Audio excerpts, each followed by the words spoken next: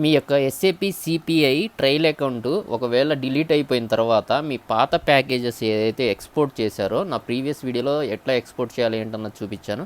ఆ ఎక్స్పోర్ట్ చేసినటువంటి ఏవైతే ప్యాకేజెస్ ఉన్నాయో మళ్ళీ ఇంపోర్ట్ చేసుకోవడం ఎట్లా అన్నది ఈరోజు నేను మీకు ఈ వీడియోలో అయితే చూపిస్తాను. ఫస్ట్ మీ యొక్క బీటీపీ కాక్పిట్ ఓపెన్ చేసుకున్న తర్వాత ఆ తర్వాత ఇంటిగ్రేషన్ సూటీకి వచ్చిన తర్వాత డిజైన్లోకి వచ్చిన తర్వాత ఇంటిగ్రేషన్ అండ్ ఏపీఐస్ని సెలెక్ట్ చేయండి. ఆ తర్వాత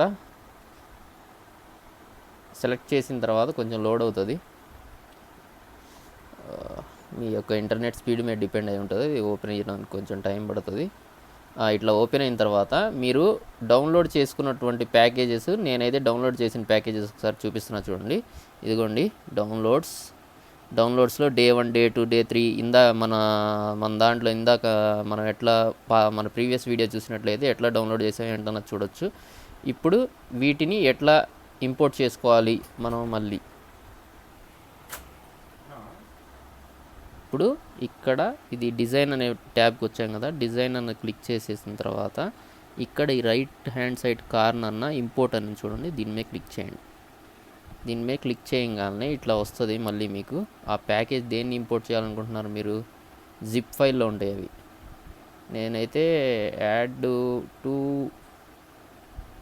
యాడ్ హెచ్టిటిపి టు సోప్ అని ఉంది, దీన్ని అయితే ఇంపోర్ట్ చేస్తున్నా. జస్ట్ దాని మీద క్లిక్ చేశాను. ఆ తర్వాత ఇక్కడ నుంచి ఓపెన్ చేస్తున్నా. Could not import the file selected package లేదా, ఓకే. అట్లయితే ఇక్కడికి రండి.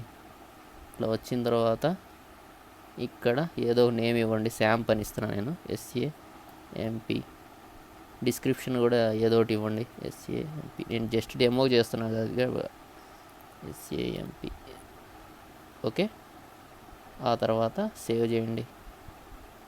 సేవ్ చేసిన తర్వాత ఇప్పుడు దాన్ని ఎట్లా ఇంపోర్ట్ చేయాలన్నది చూస్తున్నా చూడండి.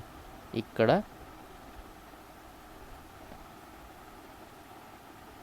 మైగ్రేట్ కాదు, ఎక్స్పోర్ట్ యాడ్ తర్వాత ఇంటిగ్రేషన్ ఫ్లో అన్నది క్లిక్ చేయండి.